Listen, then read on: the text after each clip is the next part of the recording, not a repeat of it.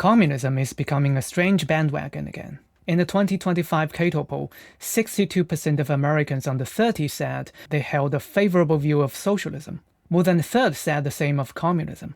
Socialist politicians are winning elections in America's biggest cities. Yet, on the other side of the planet, we hear the exact opposite. Recently, Keiko Fujimori won Peru's presidency by defeating a socialist rival, in a country where people still remember the violence communist politics once caused. The same ideology is fashionable on one side of the world, but still feared on the other. And nowhere is a contradiction sharper than in China.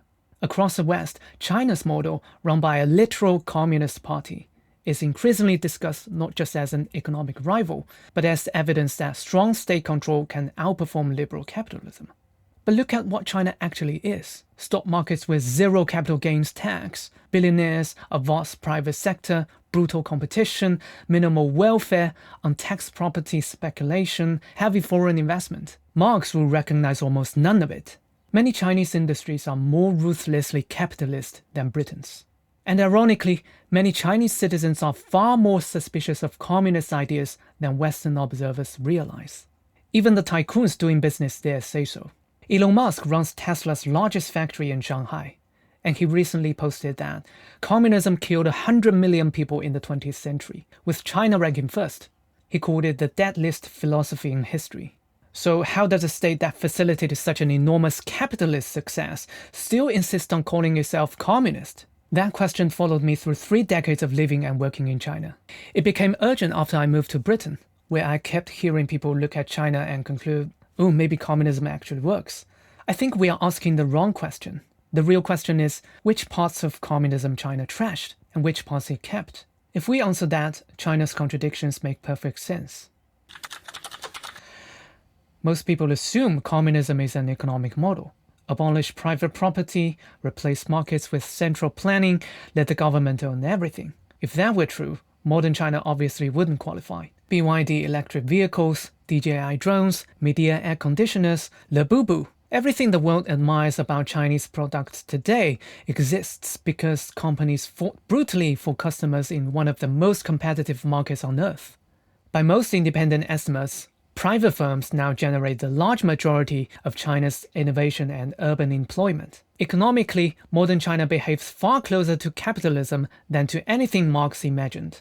So why does the party still call itself communist?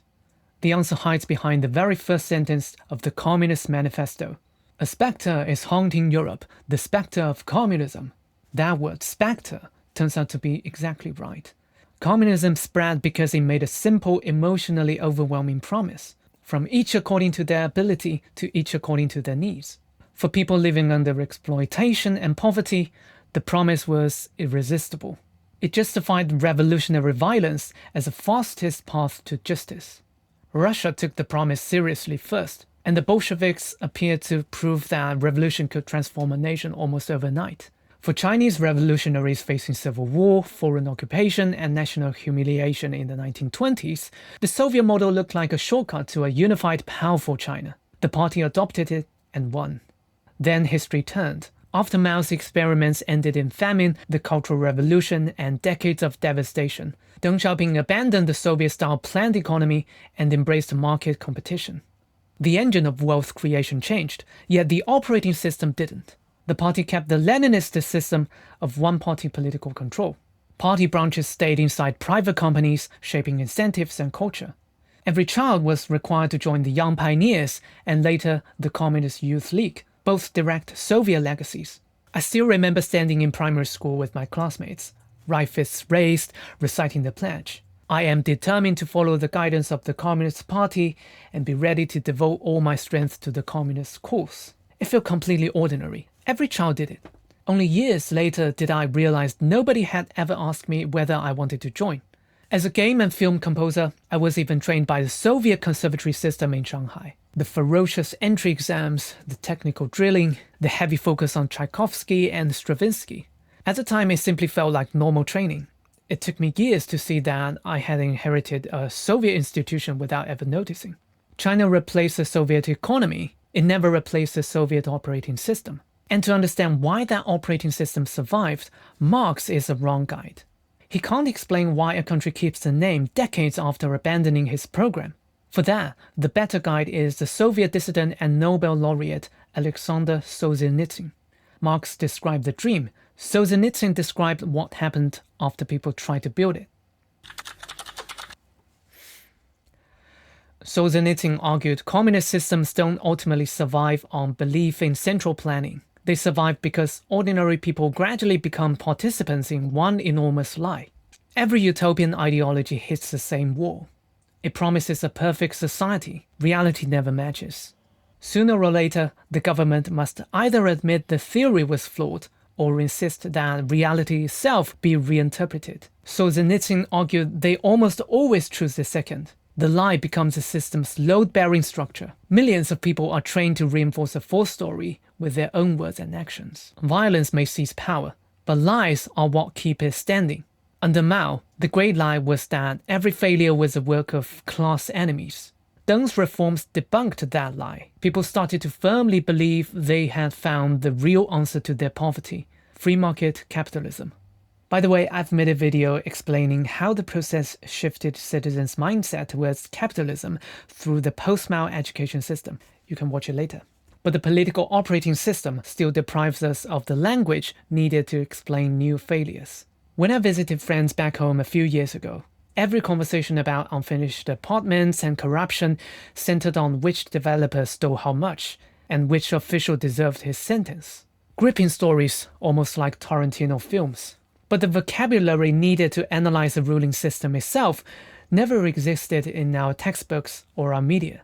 I remember finishing school knowing exactly what class struggle meant, but I had never once heard a serious discussion of separation of powers. China's property crisis shows what that blindness costs. BIS data shows China's real residential property prices have fallen below where they stood in 2006.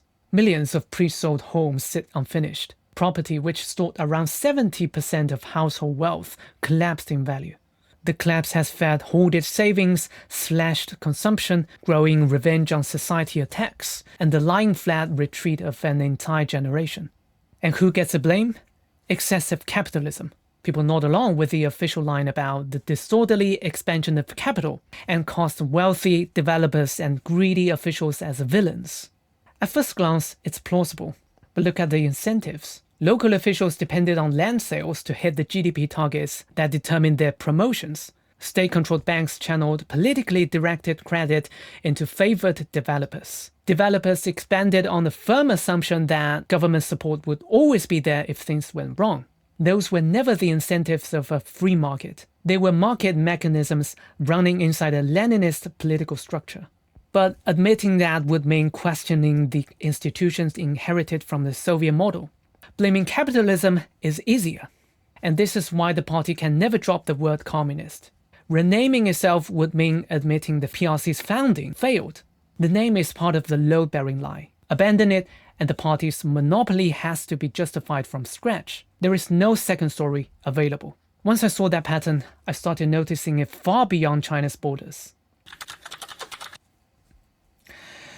Solzhenitsyn saw a second consequence of this operating system, and it's a more consequential one. Once an ideology convinces itself that it alone possesses moral truth, almost anything becomes permissible. Every method gets justified by the destination.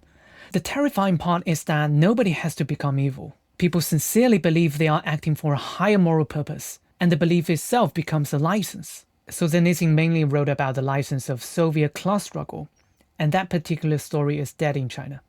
But the mechanism found a new story: national rejuvenation, revenge against Western imperialism, which delayed a unified China and supposedly threatens it still. Once that story becomes morally absolute, the rules start to change their meaning. Taking foreign technology stops looking like theft and starts looking like recovering what imperialists stole first. During my years in China's gaming industry, piracy of Western intellectual property was everywhere. And many people around me genuinely saw it as justice for a nation once exploited by foreign powers. The impulse was similar to the one in the West behind the micro-looting of evil big corporations, endorsed by some progressive commentators. There are different stories with the same moral move. Property rights become conditional once a higher justice is declared.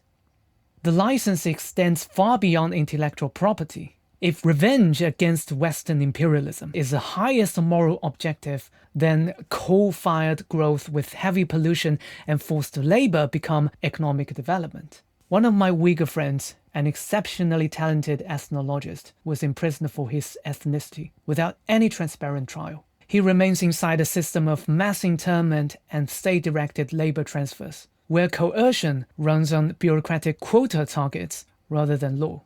Meanwhile, some Western industrial and climate policies have made domestic manufacturing significantly more expensive while increasing reliance on imported Chinese solar panels and manufactured goods, with supply chains built on forced labor and more pollution. The result is an uncomfortable convergence. One system normalizes coercive production, the other increasingly justifies dependence upon it. The same license sustains censorship. When preserving the official national story matters more than truth, censorship stops being a political choice and becomes a moral obligation. I remember when the global blockbuster Genshin Impact automatically censored the words Hong Kong, Taiwan, 1989, Tibet, and Uyghur in its chat system. 4 years later, Marvel Rivals, a Hollywood-licensed game, adopted the same restrictions globally to preserve its access to the thriving Chinese market. This operating system no longer stops at China's borders. International corporations adapt to its incentives. More and more institutions are learning to operate inside the incentive structure created by a Leninist ruling system. Which brings us back to where we started. China didn't thrive by staying communist. It thrived only after abandoning communist economics, while keeping the operating system it inherited from the Soviet Union. That operating system is what still calls itself communist. It has to. The name is the last lie holding the structure up. And this is what the young Westerners climbing onto the communist bandwagon have misread. They look at China's wealth and credit the ideology. But the wealth came from the part China trashed.